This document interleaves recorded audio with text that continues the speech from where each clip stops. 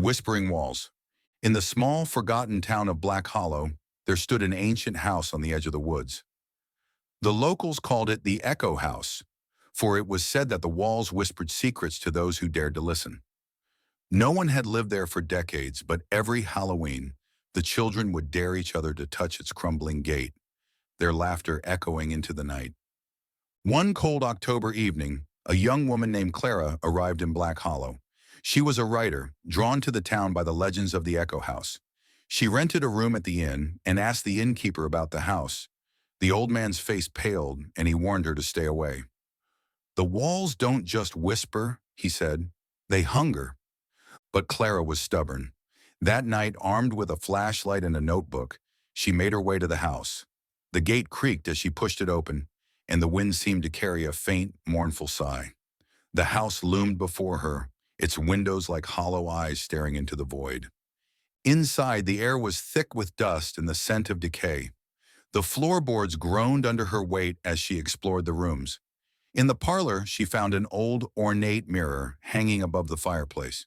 Its surface was cracked, but she could still see her reflection, pale and wide-eyed.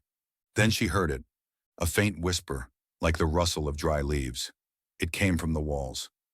Clara pressed her ear against the peeling wallpaper, her heart pounding. The whispers grew louder, more distinct. They were voices, hundreds of them, speaking in unison, yet each one telling a different story. Tales of sorrow, of betrayal, of lives snuffed out too soon. Clara began to write furiously, capturing every word. The voices grew more frantic, more desperate.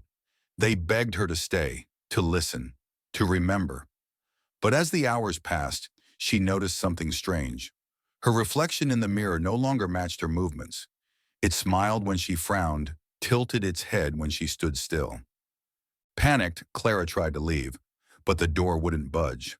The whispers turned to screams, and the walls began to bleed. Dark, viscous liquid that pooled at her feet. The mirror cracked further, and her reflection stepped out, its eyes black as coal. "You shouldn't have listened," it said, its voice a chorus of the dead. "Now you're one of us." The last thing Clara saw was her own face, twisted in terror, as the walls closed in around her.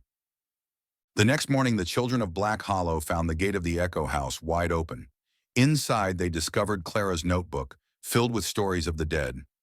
And if you listen closely on a quiet night, you might hear a new voice among the whispers, a voice that begs you to leave, to forget, to run.